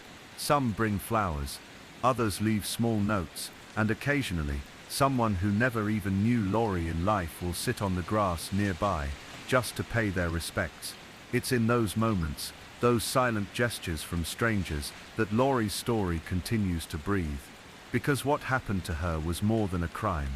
It was a rupture in the lives of everyone who knew her, a reminder of the fragile boundaries between youth and danger, between jealousy and violence, between life and loss. And so, the story of Luri Show does not end with a verdict or a sentence. It lives on in the quiet strength of her mother, in the lessons taught in classrooms, in the prayers whispered by people who never met her, but who carry her story with them. It reminds us that love, even when tested by tragedy, can endure. That memory is a kind of resistance, and that sometimes, the most powerful legacy is not one of revenge or retribution, but one of compassion, resilience, and the refusal to forget. Luri Show was 16 years old when her life was taken, but her name, her story, and her light remain. Always. In a quiet suburban neighborhood just outside Denver, Colorado, the kind of place where neighbors greeted each other on morning walks and children played freely in their yards, lived a woman named Meredith Collins. To everyone who knew her, Meredith seemed the picture of normalcy, warm, kind, and fiercely protective of her family. She worked part-time as a librarian, volunteered at the local animal shelter, and was known for baking the best apple pies at every community event. Meredith's life, however, held a secret that no one could have guessed. Beneath her calm exterior was a hidden world of deception and fear. For years she had been living under an assumed identity, a carefully constructed facade designed to protect her from a past that she dared never speak about. The story began to unfold in early 2018, when the local police were called to investigate a missing person report that seemed at first unremarkable. A young man named Ethan Parker, Meredith's husband, had disappeared without a trace. Ethan was a quiet man, a software engineer who worked from home and kept to himself. His sudden absence puzzled neighbors and friends alike. The couple had no children, and their home showed no signs of struggle or forced entry. Yet Ethan was gone, and Meredith insisted she had no idea where he might be. The police launched a search, combing through phone records, bank accounts, and social media activity. Nothing suggested foul play. Ethan's phone was found in the house, untouched. His car was parked in the driveway. As investigators delved deeper, they noticed something strange. Meredith's background was murky. Her identification documents had inconsistencies. She claimed to have been born in Colorado, but no records matched her birth certificate. Her social security number raised flags for being tied to multiple names over the years. At first, the police assumed she was a victim of identity theft. But the more they looked, the more questions arose. Meredith's calm demeanor never cracked. She cooperated fully but remained tight-lipped about her past. Neighbors described her as polite but private, rarely inviting anyone into her home. Then a breakthrough came when the police discovered a locked filing cabinet in Meredith's basement. Inside were documents, photographs and newspaper clippings dating back more than a decade. Among them were police reports from various states, all tied to a woman named Angela Reynolds, wanted in connection with multiple cases of fraud, stalking, and even a mysterious disappearance. Suddenly, the police saw Meredith in a new light. Was she Angela Reynolds? Had she been living under a stolen identity for years? And what had happened to Ethan Parker? The story grew darker still when investigators found a diary hidden behind the filing cabinet. In it, Meredith wrote in a careful, small hand about the man she loved, whom she referred to only as E. The entries spoke of fear of someone who was watching them, of strange phone calls in the night, of a secret that could ruin everything. But just as the police thought they were unraveling the mystery, a new twist emerged. A forensic examination of the house uncovered bloodstains in the basement, faint but unmistakable. DNA testing showed the blood belonged not to Ethan Parker, but to Meredith herself. Confused and alarmed, detectives widened their search to include missing persons reports across the country. They found a case from 10 years earlier in a neighboring state. A woman named Angela Reynolds had vanished without a trace. Police had suspected foul play, but no body was ever found. Was Meredith Angela? Had she faked her own death? And if so, why? What had driven her to leave everything behind and start over? The investigation now had more questions than answers. The disappearance of Ethan Parker might be linked to a past life shrouded in secrets, lies and perhaps violence. Meredith Collins, the friendly librarian next door, might have been hiding more than anyone had imagined. What followed was a painstaking search for the truth, one that would reveal a shocking twist no one saw coming. The discovery of Meredith's blood in her own basement sent shockwaves through the investigation. The police were no longer dealing with a simple missing person case, but something far more complex and unsettling. What could have happened in that basement? Had Meredith been injured or worse? Yet she was nowhere to be found. The officers combed the entire house, searching for clues. It was tidy, almost meticulously so, except for that basement area, which had a damp, cold feeling that made even the most seasoned detectives uneasy. The faint scent of bleach lingered, suggesting an attempt to clean or cover up something. Yet the bloodstains were stubborn, impossible to erase fully. Meanwhile, the local community was gripped by the strange case. Meredith and Ethan were well liked, and the idea that they might be involved in such a dark mystery was almost too much to bear. Friends who had called to check in were met with silence or cryptic messages from Meredith before she vanished entirely. To understand what had driven Meredith to such secrecy, the investigators began piecing together her past. They traced back her life under the name Angela Reynolds. Angela had lived in multiple states, changing her name frequently, never staying in one place longer than a few years. Each time she left behind a trail of broken relationships, unpaid debts, and legal trouble. One particularly disturbing case stood out, a stalking incident involving a man named Robert Heller in a small town in Montana. Angela had been accused of obsessively following him, sending threatening letters and making late-night calls. The harassment escalated until Robert moved away, terrified. Police reports detailed Angela's refusal to accept rejection and her growing paranoia that people were out to get her. Could Meredith's transformation from Angela be a desperate attempt to escape this dark chapter? And if so, was Ethan Parker part of that attempt, or was he a new victim drawn into her web? The investigators uncovered that Ethan was not who he seemed either. His background was equally confusing. Born in a different state, he had changed careers multiple times and had no close family or lasting friendships. When the police interviewed neighbors and acquaintances, they learned Ethan was a man who kept to himself, rarely opening up about his past. The couple's relationship was enigmatic. Some neighbors recalled seeing heated arguments through windows, while others swore they saw moments of tenderness and care. Meredith and Ethan lived like ghosts in the community, visible but unknowable. Forensic teams expanded their search beyond the house. They combed nearby wooded areas, parks, and abandoned buildings, hoping to find evidence of Ethan or Meredith. The only clue was a torn piece of fabric found near a stream several miles from the house. It matched a shirt Meredith was known to wear. The community grew restless, and rumors spread like wildfire. Some whispered about foul play between the couple. Others speculated Meredith was hiding from a dangerous past. The media painted the story with a dark brush, focusing on the mysterious disappearance and the suspicious identity changes. The pressure on the investigators mounted. The detective leading the case, Sarah Bennett, was known for her meticulous approach and calm demeanor. She refused to jump to conclusions and sought to humanize Meredith and Ethan rather than reduce them to mere headlines.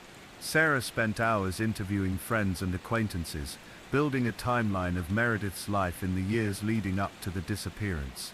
She learned Meredith had been working on genealogy and family history in her spare time, trying to connect with her roots.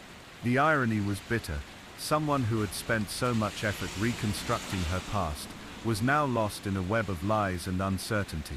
One particularly chilling discovery was a series of letters Meredith had written but never sent.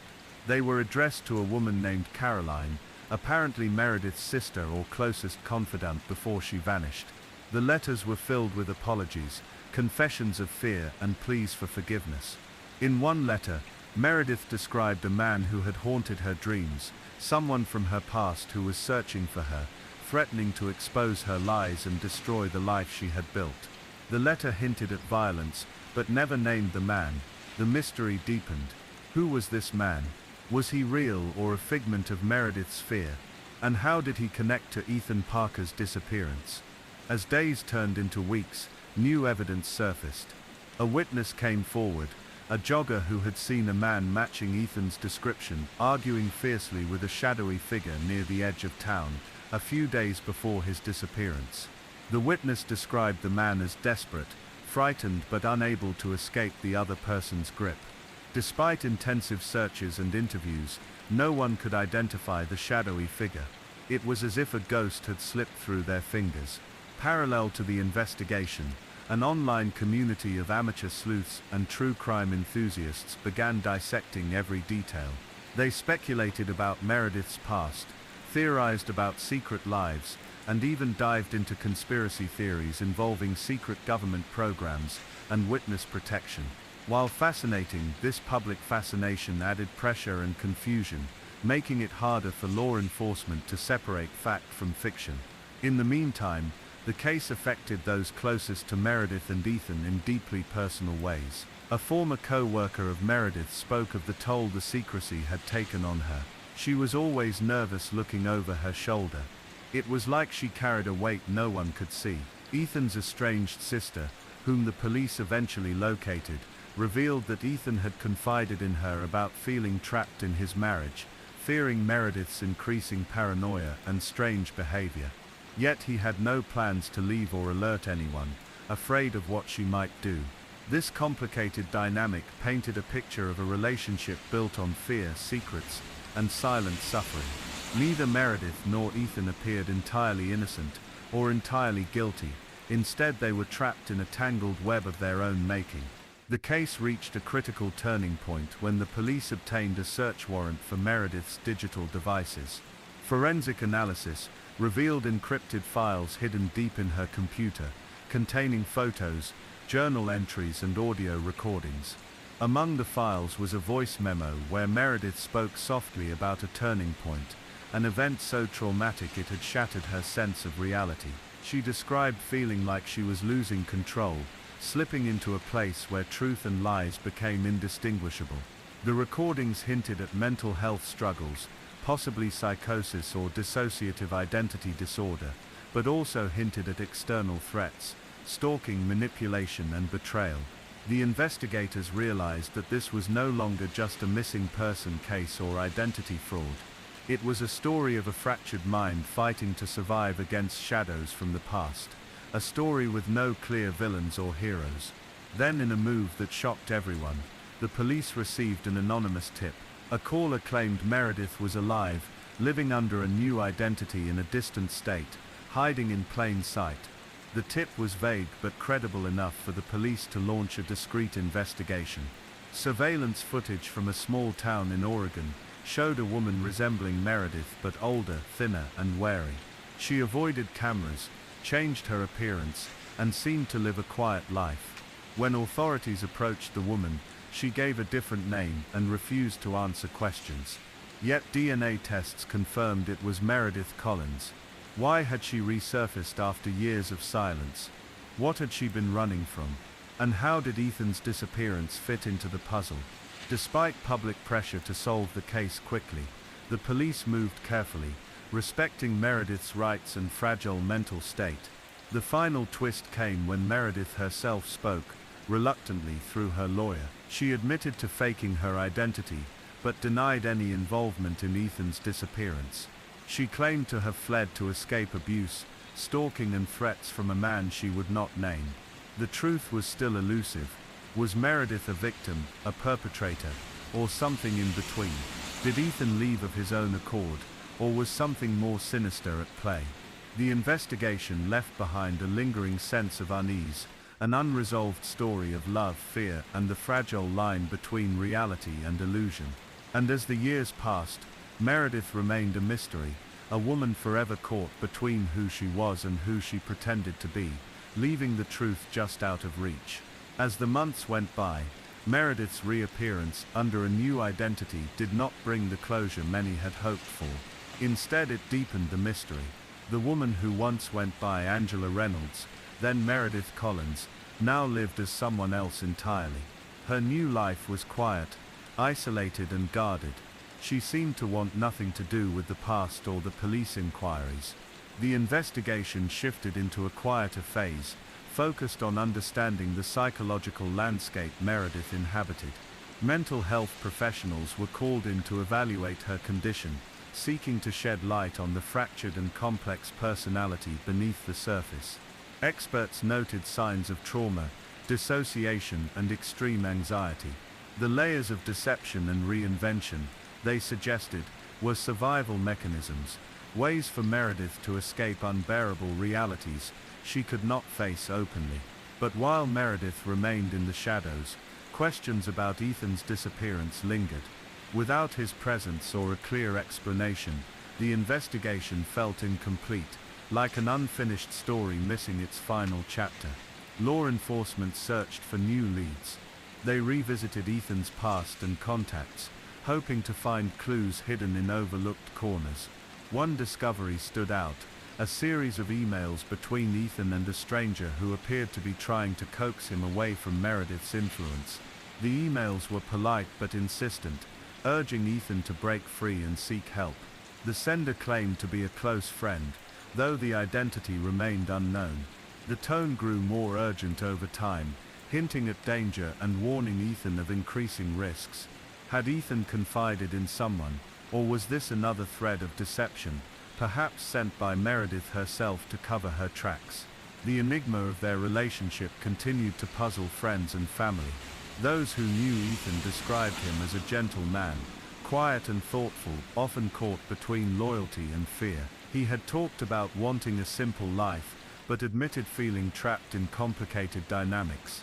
Meredith, on the other hand, was portrayed as secretive and troubled. She struggled with the weight of her past and the constant fear of being discovered. Those closest to her spoke of a fragile woman, haunted by shadows no one could see. The community, once hopeful for answers, now grappled with ambiguity. The story became less about crime and more about the human cost of living a life built on lies and secrets. As investigators pieced together fragments of Meredith and Ethan's past, they also uncovered a pattern of financial irregularities. Bank accounts had been drained, assets transferred under aliases, and debts incurred under false names. This financial trail suggested that someone had been planning an escape or a complete disappearance. The question remained: who orchestrated it, and why? The complexity of the case forced the police to collaborate with federal agencies specializing in identity fraud and cybercrime. They scanned digital footprints, phone records, and social media, searching for hidden clues. Despite these efforts, much of Meredith's true history remained elusive. Records were missing, altered, or erased, making it nearly impossible to trace her early years. In a rare moment of vulnerability, Meredith shared a handwritten journal with her therapist. The pages revealed a life marked by loss and fear, a childhood disrupted by abuse and neglect. She wrote about the need to create new identities as a form of protection, a way to shield herself from a past filled with pain. Yet the journal also exposed the loneliness and isolation that came with living behind masks. Meredith described nights filled with anxiety, wondering if the truth would catch up to her. The psychological toll was evident, a quiet torment beneath the surface that no one could fully understand. Meanwhile, Ethan's fate remained a haunting question mark. Some believed he had left voluntarily, escaping the turmoil with a fresh start somewhere unknown. Others feared he might have been harmed or silenced. The police followed up on every tip, no matter how small or unlikely. They checked missing persons databases, monitored unidentified bodies, and contacted shelters and hospitals. Despite exhaustive efforts, no trace of Ethan was found. The unresolved disappearance left a deep wound in the community and in the hearts of those who cared for him. As the investigation wound down, the story of Meredith and Ethan transformed from a crime mystery to a profound human tragedy. It was a tale of identity and survival, of fear and hope, and of the fragile boundaries between truth and illusion. The case challenged everyone involved to look beyond headlines and theories, to see the people beneath the layers of deception and mystery. In the end, the true story of Meredith Collins, once Angela Reynolds, and Ethan Parker remained a haunting reminder that some secrets never fully surface, and some questions linger, unanswered, in the quiet spaces between the known and the unknown. The final chapter of Meredith and Ethan's story unfolded quietly, away from the glaring spotlight of public speculation. While many sought dramatic conclusions or clear answers, what remained was a delicate and unsettling silence, full of lingering questions and partial truths. Over time, Meredith's life became increasingly isolated. She maintained minimal contact with the outside world, rarely answering phone calls or messages. Those who managed brief conversations described her as distant but polite, a woman burdened by shadows of her past that never seemed to fully recede. Therapy continued as a lifeline. With her therapist, Meredith explored the tangled threads of her identity, the woman she had been, the masks she had worn, and the fragile self she was trying to build. The journal she had shared was just a glimpse into a much larger internal struggle. Memory gaps and conflicting emotions made it difficult for her to piece together a cohesive narrative. At times, she seemed to remember fragments from a childhood that may or may not have been hers, a kaleidoscope of faces and places that shifted with time. Psychologists speculated that Meredith's identity theft was both a literal and symbolic escape from trauma, from danger, from a past too painful to bear. Creating new selves became a way to survive, to breathe, to hold on to some semblance of control. The question of Ethan's disappearance, however, remained unanswered. The police's ongoing search yielded nothing definitive. No missing persons matched his description, no new sightings were reported. Rumors swirled in the community. Some whispered that Ethan had run away, finally breaking free from a suffocating relationship. Others believed the worst, that Meredith, or someone connected to her, had caused his disappearance. Yet no evidence emerged to confirm either theory. Without bodies, confessions or witnesses, the case remained suspended in uncertainty. This lack of closure was perhaps the most painful aspect for Ethan's family. They held on to hope for years, clinging to the possibility that he might one day return. But as seasons changed, and years passed, that hope dimmed into a quiet sorrow. For Meredith, the weight of her actions and secrets grew heavier. She was never charged with any crime related to Ethan's disappearance, partly due to lack of evidence, and partly because her mental health presented complex challenges for the justice system. Instead, her life became a fragile balance, between hiding and healing, between fear and the faint possibility of redemption. Friends who tried to reach out found a woman transformed by her experiences, no longer the vibrant, impulsive woman who had once vanished into the night, but someone more withdrawn, cautiously navigating the world that had betrayed her. Meredith's story ultimately became less about crime, and more about the human need for connection and understanding. It exposed the gaps in systems meant to protect the vulnerable, and the ways trauma can fracture a person's sense of self. The case also highlighted the power of technology and forensic genealogy in unraveling mysteries once thought unsolvable. Years after Meredith's initial disappearance, advances in DNA testing allowed authorities to confirm her true identity, closing one chapter of the story, but opening many more questions about who she really was and what drove her to assume new lives. For the public, the tale remained a haunting puzzle. The allure of the unknown, the strange twists of fate, and the deep emotional currents beneath the surface gave it a resonance that went beyond headlines. It reminded us all of the fragility of identity, the complexities of trauma, and the enduring mystery of the human heart.